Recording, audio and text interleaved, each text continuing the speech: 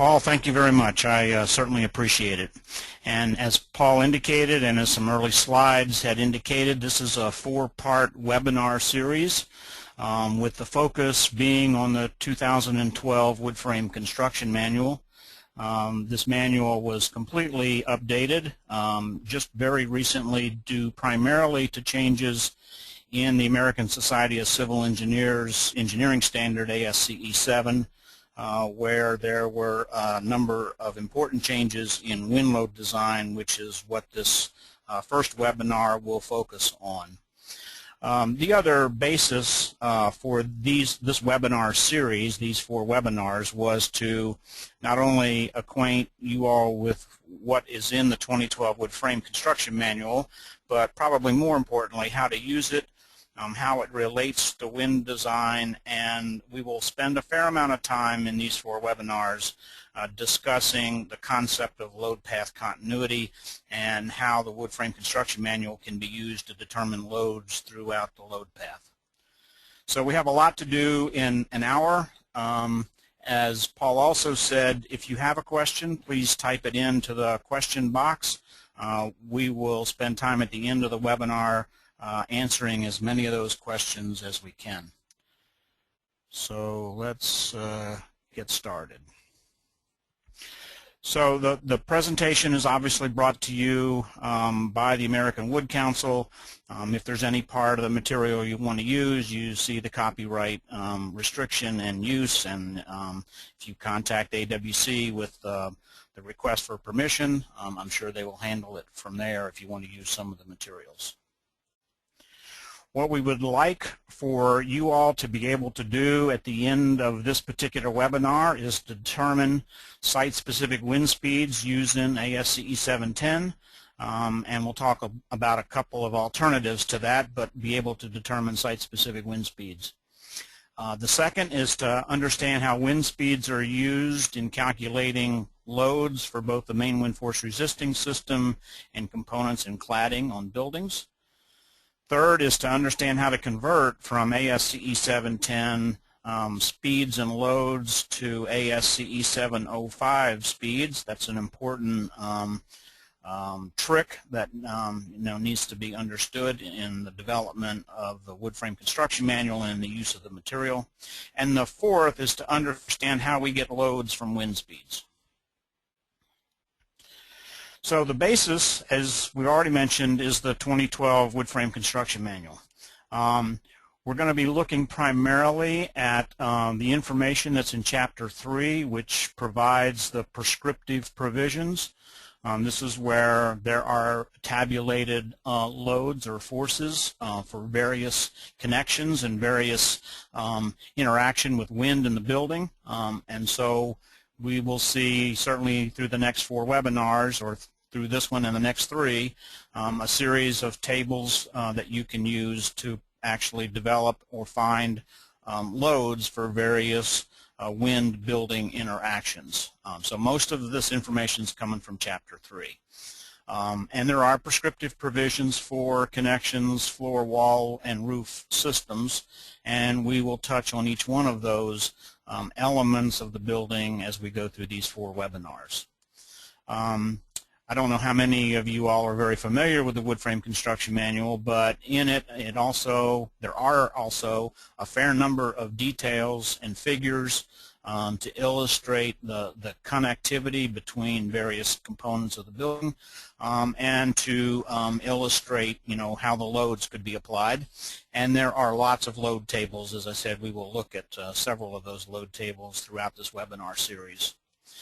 For those of you who may need to do a more engineered design, or where the elements of your particular design don't conform to the use of the prescriptive provisions, then there is a chapter that allows you and gives you a basis for doing an engineered design, and all that information is in Chapter 2.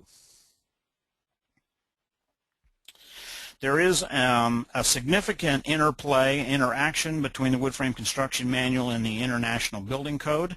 The manual is referenced in the building code. and you can see that most of that information is in Chapter 16 of the International Building Code, and there are provisions that carry over into the International Residential Code as well. You see one of the restrictions in the third bullet under Chapter 16, and that is that you can't use the manual or the loads in the manual for design of structures that are located on hills, ridges, or escarpments. So for those issues that involve topography, you basically have to go to ASCE 7 and sort of start from scratch and use the methodology that's in ASCE 7 for topography.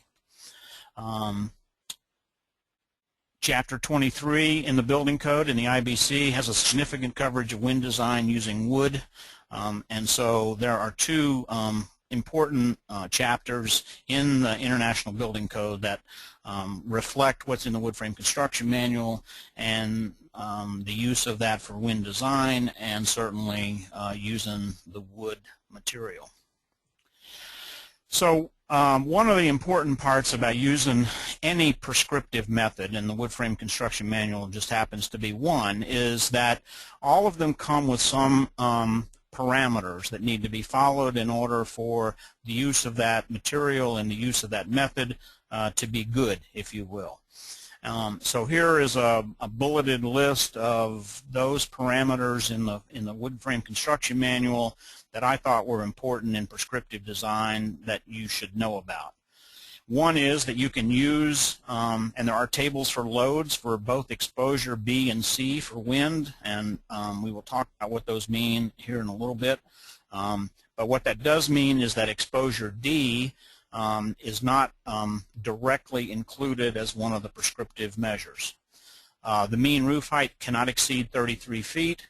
And as many of you may know, in wind design, 33 feet is the standardized height at which the wind speeds are taken. So we have a mean roof height restriction of up to 33 feet.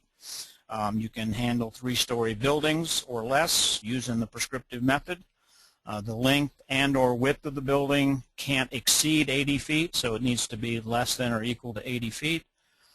There's a maximum joist and rafter span of 26 feet, a maximum load-bearing wall height of 10, and a joist spacing max of 24 inches. And there are methods and tables in the Wood Frame Construction Manual throughout, so that if you have a variation in one of these restricted lengths or heights, the tables will tell you how to deal with those variations in span or height. There are limitations on shear wall offsets, as there are in most building codes, quite frankly. And maybe one of the most important is that the wind speeds that are used in the Wood Frame Construction Manual are reflective of the ASCE 710 Ultimate Design wind speeds, but the pressures have been calculated and the loads have been calculated to be reflective of allowable stress design, which is equivalent to the methods that have been used in ASCE 705 and previous versions of ASCE 7. So let me just repeat that. So the wind speeds you see at the tops of the tables are the wind speeds from ASCE 710. The loads are reflective of the same sort of loads you would see in allowable stress design, similar to ASCE 705 and previous versions. So just know that there's I started to say a bit of a mixture of issues there with the tables, but the wind speeds are direct from ASCE 710, and the loads are equivalent to what you're used to with using ASCE 705. So let's talk about ASCE 710 and the wind speed maps and the differences here. So I just mentioned that the speeds in ASCE 710 on the maps are for an ultimate event. So they're intended to reflect strength-based design, which means we no longer have importance factors shown or multiplied as part of the pressure. The importance factors are included in the speeds that are shown on the maps. And there are maps for various risk categories. And those risk categories are Category 1, 2, or 3, and 4. So there are 3 maps. There's one map that covers both risk category 3 and 4. The metrics for the speeds are, they're still 3-second peak gusts. They are taken at 33 feet or 10 meters above the ground, and they are for exposure C. And so, again, for those of you who do wind load design a lot, anytime you have or you're collecting wind speed information, and it's different than the averaging time of 3 seconds, or taken at a height that's different than 33 feet, or taken in an exposure different than C, we have to adjust the speeds in order to be equivalent. And when we have buildings that are higher or shorter than 33 feet, we have to adjust the pressures based on that different height, and the same with exposure. There is an alternate to finding wind speed on the maps, and that is the Applied Technology Council has a wind speed website. You see the URL at the bottom, and I'll show you a screen capture of that website in just a second, where you can enter a location either with latitude, longitude, or with an address, and get a site-specific wind speed to the closest mile an hour based on the maps that are in ASCE 710. It will give you wind speeds for each of the 3 risk categories. It will give you wind speeds for 4 serviceability categories that are listed in ASCE 710. It'll give you the equivalent ASCE 705 speed and the ASCE 793 speed in fastest mile. So this is maybe hard to read. I'm not sure what kind of screen you're looking at, but this is the figure out of the wood frame construction manual that shows you the wind speed map for Category 2 buildings. So these Category 2 buildings have a map with a 700-year mean recurrence interval for them, and you'll notice again that most of the wind speed differences, variations, are along the hurricane-prone coastline of the Gulf and Atlantic. The huge center part of the country all has one wind speed at 115 miles an hour. And then the western states of Oregon, Washington, and California have a wind speed of 110 miles an hour. And you see down in the bottom left here a map of Alaska, and then there are other places in the U.S. territories that have wind speeds designated for Guam, the Virgin Islands, American Samoa, and Hawaii. Now, this map is pretty hard to read. You have to have an electronic version of it, obviously, where you can blow it up and try to find the location of your specific site. All of the nation's counties are on this map, so you can see county boundaries when you blow it up, and you can sort of see that from this map. This is just a blow up of the eastern part of the country to just try to illustrate what the wind speeds are. So on this 700 year mean recurrence interval map, you can see the wind speeds vary from South Florida at 180 miles an hour up to the 115 miles an hour, which is the inlandmost hurricane-prone area contour line. And all of the wind speeds are in 10-mile-an-hour increments from 180 up to 115. So again, the only way to really find your wind speed here is to take this map and expand it, blow it up, in order to try to find your site-specific location. Now, this map, this ASCE 710 map, was developed with a lot more hurricane modeling that was done, a lot more computer runs using a Monte Carlo simulation to get us hurricane wind speeds. And what basically has happened in this map development is that the equivalent wind speeds to ASCE 705 are somewhat lower in ASCE 710. So we find actually in the modeling that the wind speeds decay faster than they were illustrated in ASCE 705, and many parts of the hurricane-prone coastline now have equivalent lower speeds. So this is a map of just the southeast. Obviously, you can see the coast of Florida, Texas, the Carolinas. And if you compare the ASCE 710 wind speeds versus ASCE 705, this is what the comparison looks like. In order to get from ASCE 710 speeds to the equivalent ASCE 705 speeds, we divide the ASCE 710 speed by the square root of 1.6. So that shows in the title of the slide here. And so here you see the equivalence. The numbers in red are ASCE 710 speeds.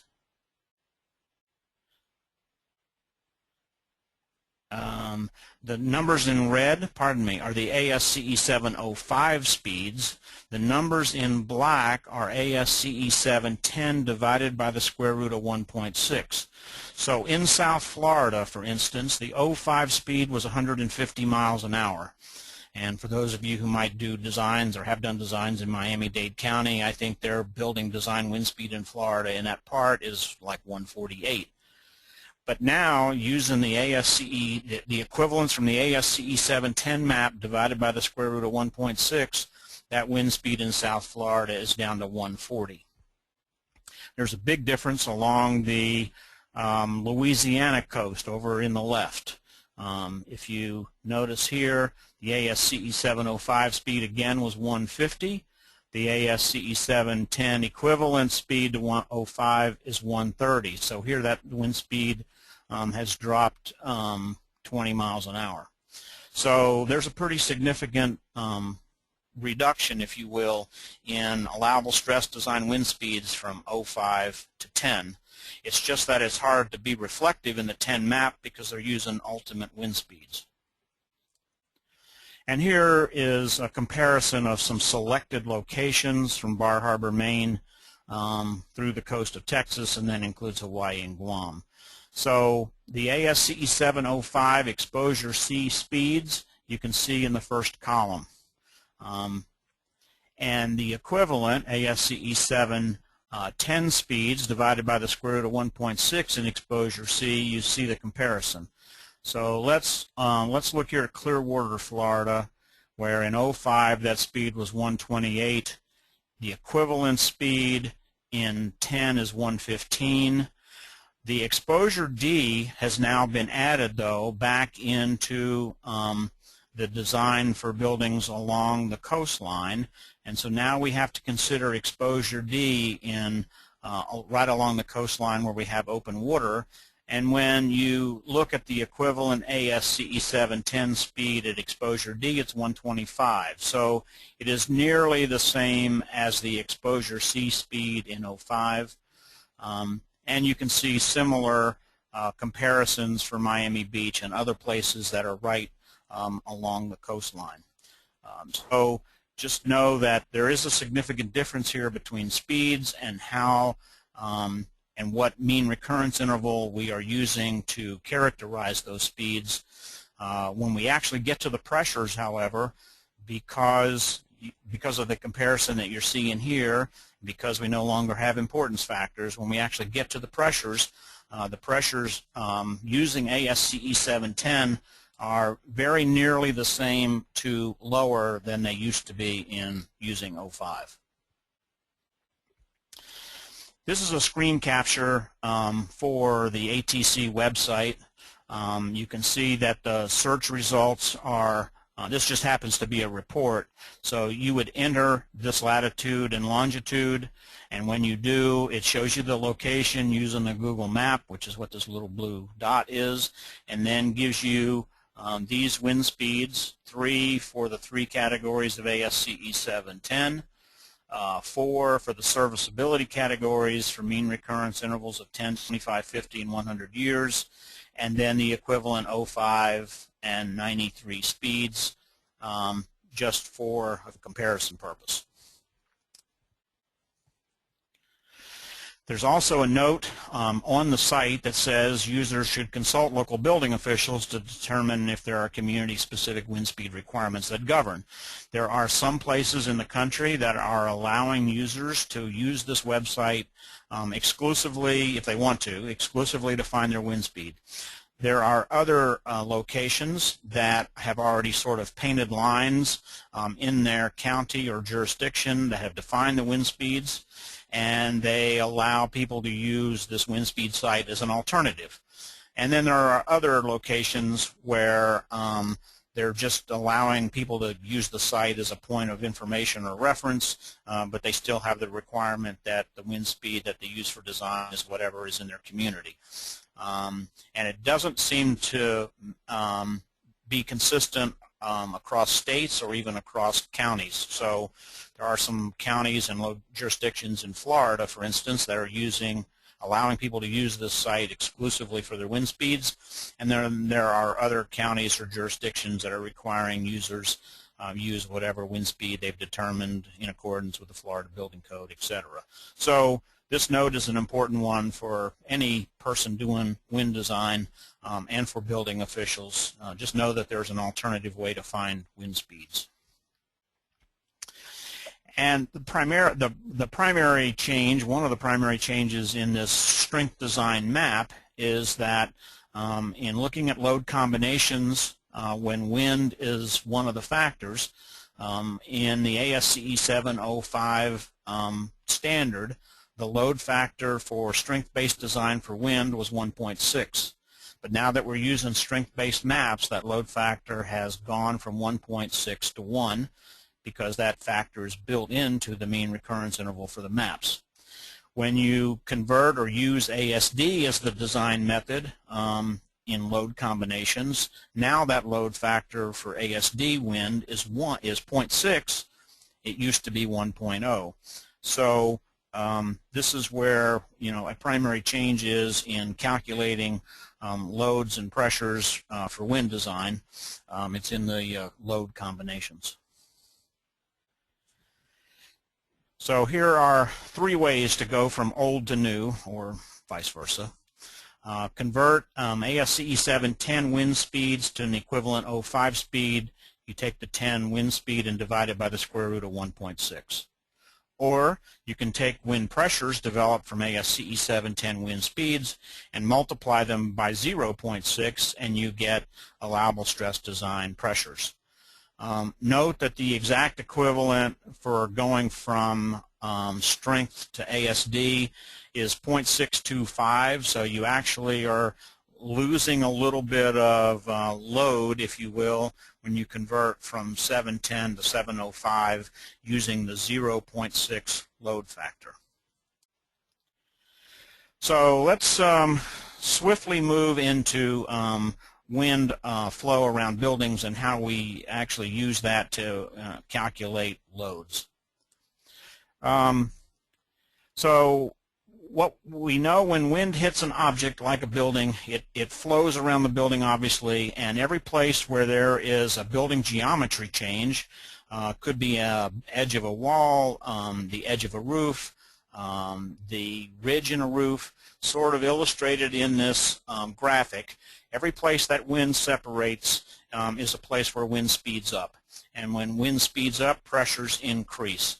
In some of those cases, when wind is lifting over the roof, there are suction pressures that are created on that roof, and you see those illustrated with these eddies here behind on the leeward side of this roof.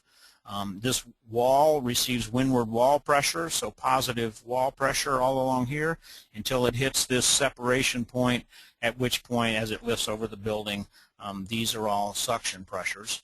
And behind the building, as wind goes around the building, there are suction pressures on the back side of the building. This illustrates the variations in flow when you change the roof angle. So we get the very highest suction pressures when the roof is flat. So as wind lifts over graphic A here, you get the biggest separation in the flat roof and the very highest suction pressures. Put a little slope to it, however, and the suction pressures on the windward side of the roof decrease, but you still have significant suction pressures on the leeward side of the roof. And then when you go to a roof shape like C, where it's a 12 and 12 or similar sort of pitch, the windward side of the roof is acting like a wall, so it receives positive pressure. And again, the leeward side of the roof is seeing negative pressure. So changing the roof angle is an important consideration in wind design, and building shape certainly is an important consideration in wind design. So the wind forces on a building, let me get to the additional graphic here, are having an influence in several directions. If the red arrow here down at the bottom, this red arrow is the wind direction, then a couple of wind forces are occurring. One is as wind goes up over this roof, we're seeing suction pressures, these two red arrows here, seeing suction pressures on the roof, and this wind pushing the building wall is tending to force the building to slide. So this red arrow is indicating a sliding kind of action along the foundation. Now there's other action going on in the building. There is the resistance of the wind on this windward wall. There's resistance of the suction pressures on this leeward wall. There are resistances to both the sidewall pressures, which are both suction pressures. So there are a number of locations on the building that are important for wind design. I'll probably say this many times throughout the webinar. There are hundreds, maybe thousands of load paths in some residential buildings, meaning a load path is every direct way to get wind from the roof all the way to the foundation. There are lots of ways to do that in residential buildings because of all the components and connections. And in addition to the forces that are occurring both upward and laterally, these red circles indicate places where those load path connections can be: headers over windows or doors, connections between the roof and the wall, and connections between the building frame and the foundation. The wind actions on buildings that we have to consider include uplift, which we've already talked some about, but we have to look at both uplift on the roof as well as uplift of the entire building. We look at lateral loads on the building, which is the connection primarily between the building and its foundation. We care about making sure that we don't push or can't push the building over at the top, and we don't want the building to overturn when we have a connection to foundation failure. So here are some simple graphics to just illustrate wind uplift and a real example. Here the roof may not be lifted up and basically collapsed on top of the building. You can see the building here and obviously the roof here. Base shear, so a building sliding across its foundation, and a real example. Racking of a building, so here this building is obviously tending to be pushed over by the lateral force of the wind, graphically and in real life. And then the overturning of a building, so a building that will likely turn about one of its edges or corners, like you see located here. And while it's a doghouse, it's still a house, but it's a perfect example of overturning. We actually don't see very many of these in the field, so it's hard to find a real-life example. So the load path through the building, collecting this wind load through the building, is collected by walls and roofs. The pressure, the wind pressure, is distributed into what we call diaphragms at the roof and floor levels. The diaphragms take loads into shear walls. Shear walls have to be stiff enough not to rack so that those loads are taken into the foundation, and they have to be tied down to resist overturning. So we're going to get into the details of all of this in the next couple of webinars, but these concepts of diaphragms, shear walls, overturning are all important to consider in wind design. we develop wind pressures requires combining some aspects of meteorological aspects of the wind, as well as interaction of the wind with terrain and aerodynamics, which is the interaction of wind with a building. So the wind pressures and the way we apply them to buildings is a combination of meteorology as well as aerodynamics, because all those things interact when the wind is applied to a building surface. So just pretty briefly, what this is trying to get us now from wind speeds to wind loads, and our basic wind equation considers several important issues and elements.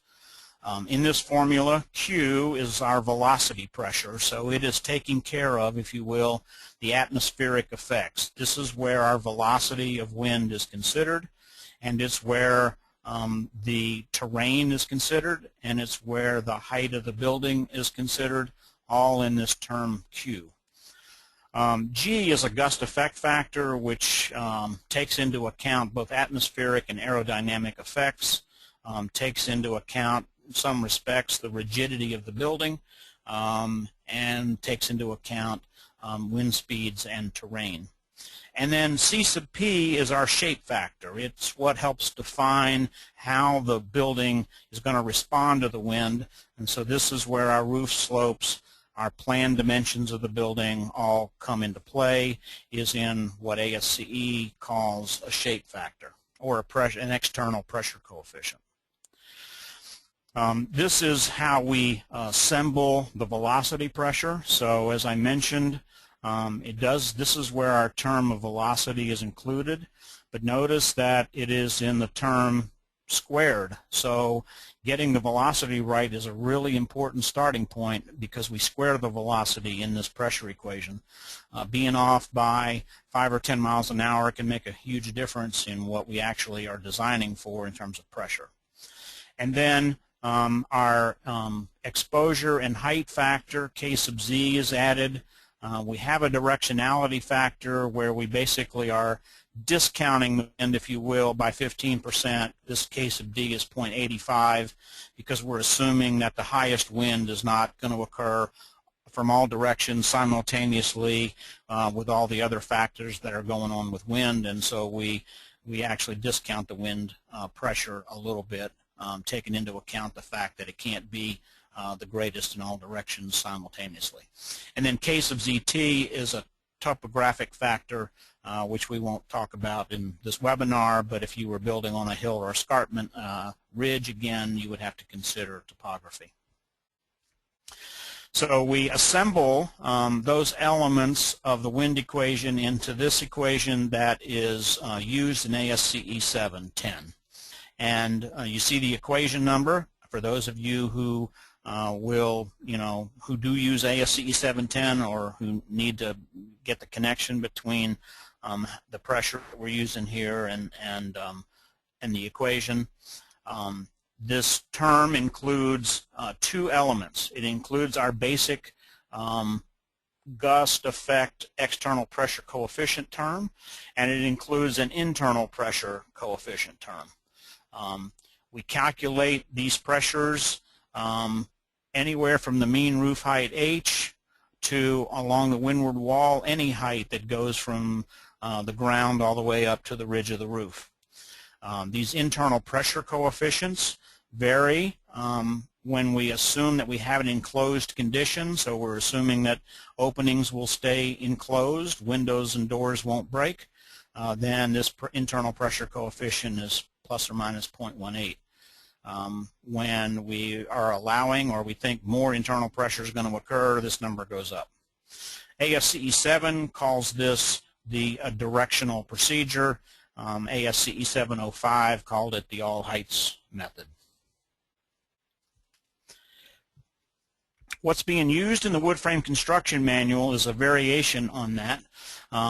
This is the envelope method. You see the equation number up at the top, and the difference is that the pressures are all taken at the mean roof height. So I mentioned early on that one of the parameters of the wood frame construction manual is that the pressures are taken at 33 feet.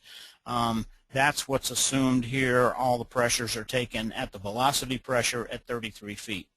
And then there are two, there are two terms in this equation. Again, the external pressure coefficient term, which is a summation, a multiplication of a gust effect factor and an external pressure coefficient, and then an internal pressure coefficient. And again, the wood frame construction manual is assuming an enclosed condition.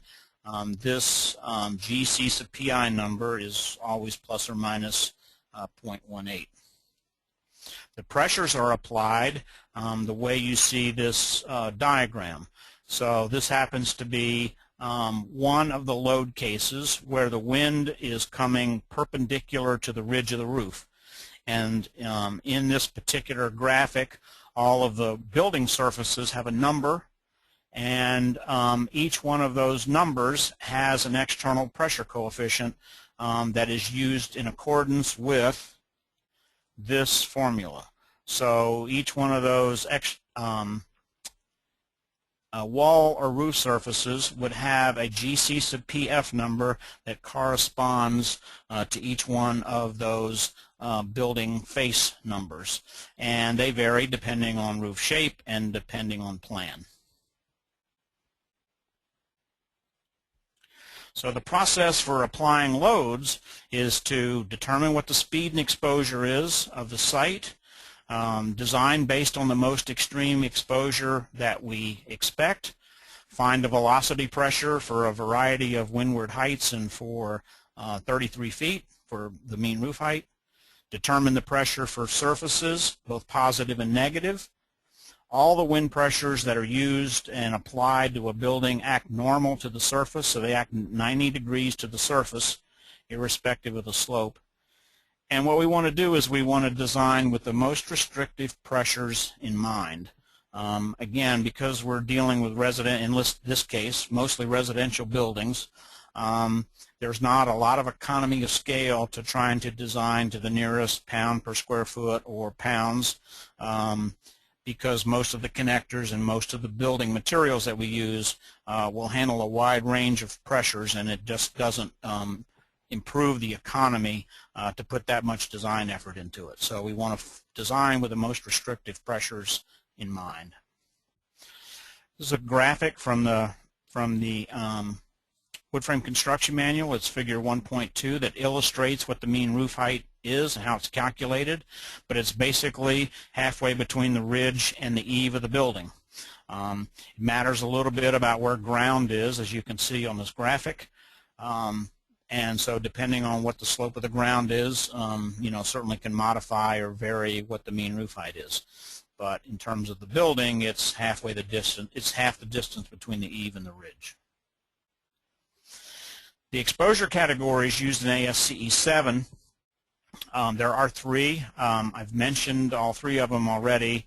The one that's used as a default in the wood frame construction manual, typically, and it's used as a default in many parts of ASCE 7, is exposure B, because that's the primary exposure. This is urban, suburban type of terrain, and most of the buildings actually fall in this category. Exposure C is where we take our wind speeds from, and D is along the hurricane-prone coastline. And this was, as I mentioned before, a pretty significant change in ASCE 710. So here are just some examples. In exposure B, lots of buildings, potentially lots of vegetation, but this is an exposure B, suburban area. This is an exposure C. I liken it to an airport kind of exposure. Not very many obstructions, not very many places or ways that the wind can get broken up. I mentioned that the coefficients that we use for the external pressure, the coefficients based on the roof surfaces and wall surfaces of that example building or that load case building, this is what those coefficients look like.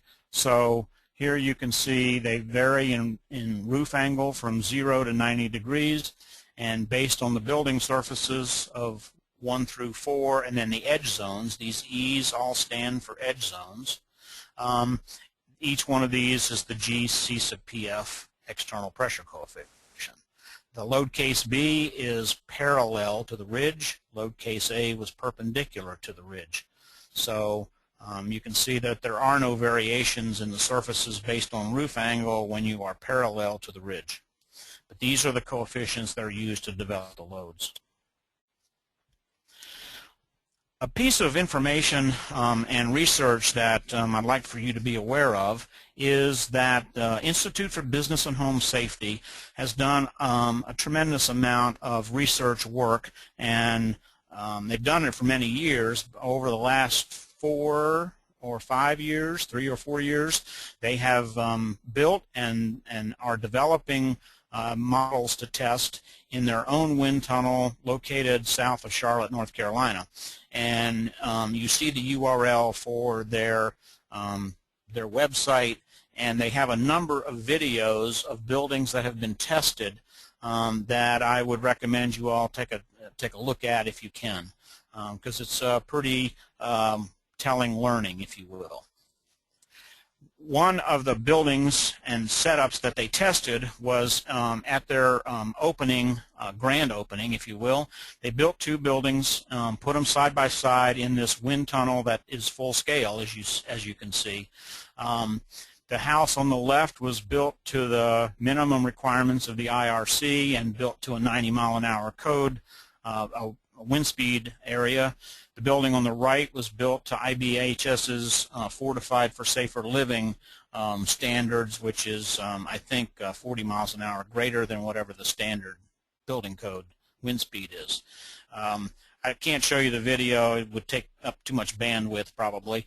But you can see here from this screen capture that this wind tunnel can get up to about 120 miles an hour, and about at 90 or 95 or 100 miles an hour, the roof on the IRC minimum built building started to lift off. You can see the wall section here bulging out, and the way this is imploding or exploding, if you will, is the door down here to the front door has already blown in and has inflated, if you will, the building. And so the roof is lifting off from a combination of internal pressure and an external lift, uplift, provided by the wind speed. So I want to look pretty quickly at an example building and how we get some loads calculated. We don't have a lot of time left, and some of this may go pretty quickly. So if this generates some questions that we don't quite get to at the end, please feel free to ask them anyway, and we will provide you with some responses later.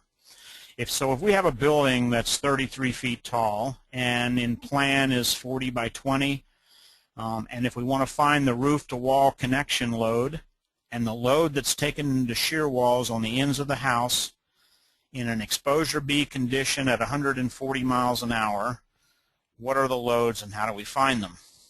You see, we've assumed a roof slope and we've assumed an enclosed condition for the building. So if I use the formulas and calculated the pressures in accordance with ASCE 7, I would find these to be the pressures. So the maximum pressures would be minus 16 pounds a square foot on the windward wall, and on the windward roof, and minus 12 pounds a square foot on the leeward roof, using the coefficients from the table previously. If we convert the pressures to loads, how do we do that? Well, we take the pressure that you just saw, the 16 or 12, and multiply it times a tributary area to get the loads. We can reduce those loads because of the weight of the structure, and the correct distribution of the loads is the key to an accurate and complete design. So the way we get the loads from the wall to the roof is we basically sum moments about a point to determine the uplift load. We've considered the loads that you see in the red arrows. So red on the roof is uplift in both directions. So this load is applied normal to the surface So we have applied the load using the slope of the roof into a vertical and a horizontal component. And this arrow represents the weight of the roof system. So we sum moments about this point to find the tension in this point. And the way I did it anyway, I got 122 pounds for the roof slope that we have at 140 miles an hour and a 20-foot wide building. This connector load is 122 pounds. If we look at the roof-to-wall connection loads in the wood frame construction manual for an exposure B, when we have a 12-inch, 1-foot spacing on the roof system for a 20-foot wide span, this is the uplift load. And we have to convert that uplift load into what that load is in the middle of the building. There's a reduction allowed in the wood frame construction manual, 8 feet away from the roof edge. So I used external pressure coefficients in the field of the roof. So in order to get a like answer, I need to be away from the edge of the roof to get an answer. The conversion in the wood frame construction manual gets me 124 pounds. So it's a pretty similar result, at least within 2 pounds. The answers in the wood frame construction manual already include a reduction for dead load. So you'll notice when you read the tables, there will be a reduction already included for dead load in those load results. Quickly, let's look at a general lateral load path. So we have wind applied to the face wall of a building. That is distributed into a roof diaphragm as illustrated by this graphic. And that roof diaphragm is distributing those loads into the shear wall that's on the right.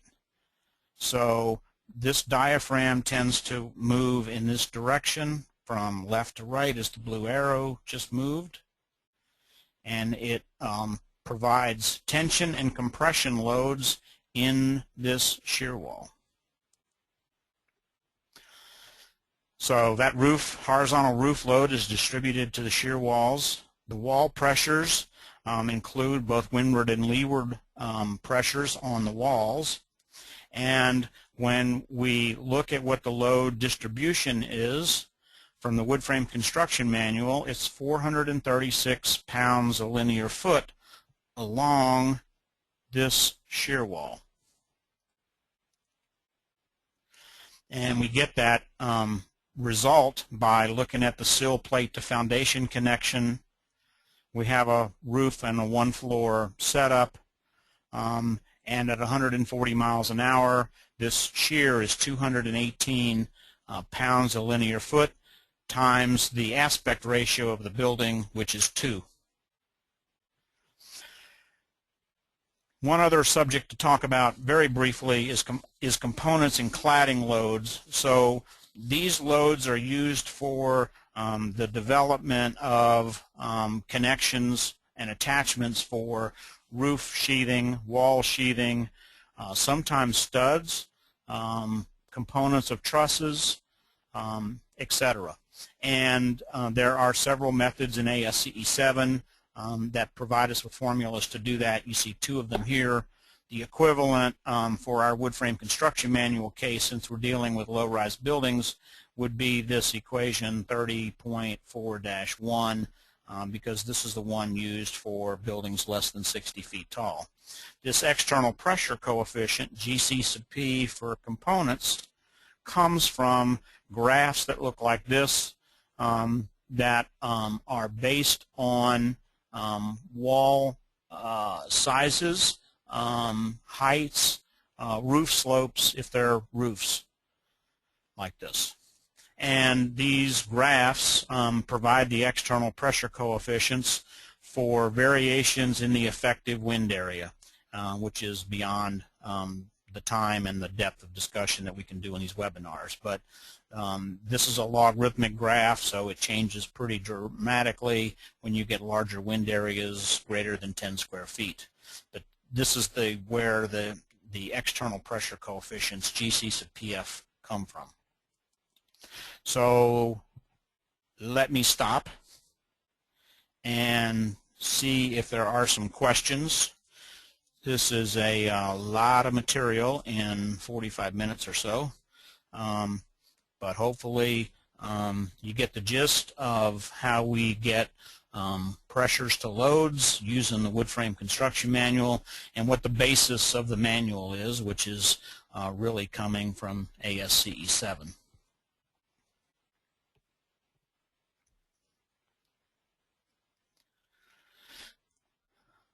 I will mention, as questions are being thought about, I guess, that we definitely would like to have your feedback about this. I think Paul mentioned a survey tool at the beginning, and I think he'll mention it again here at the end in a second.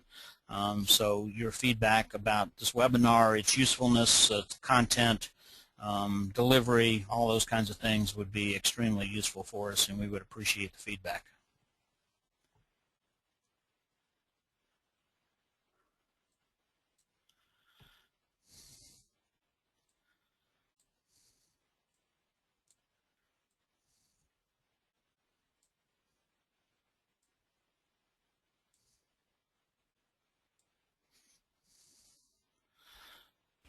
Okay, Bill, we have something. Bill, can you hear me? I can. Okay, we have one question for you. I don't know if you can see it in the chat box, but there's one there. What are the wind pressures? Right. On the under? Okay. One question that has come in is, what are the wind pressures on the underside of an open foundation structure? That's a great question too, because it comes up a lot. But the way, and there's not a straightforward answer to this question. If the building was extremely high, and I don't know what extremely high is, but very high off the ground, I guess it is possible that you could get wind blowing underneath the building and then creating some uplift pressure on the underside. However, I think that's extremely unlikely. I think what's more likely is that wind will separate at the bottom of the floor system and then go underneath the floor and basically create a suction pressure on the floor system or whatever is covering the bottom of the floor. So I think most likely you'd have suction pressures on that floor, and you could use a flat roof system if you wanted to be very conservative about what the coefficient would be, because you've got lots of foundation elements that'll break the wind up. So it's not going to be certainly exactly like a flat roof, but that would be one way to handle it. The other just comment is that there are certainly in a flood situation, if it was a coastal event of some sort, there's a fair amount of water that you have to contend with, and so in lots of cases you'll never see wind that will separate there because you've got water there.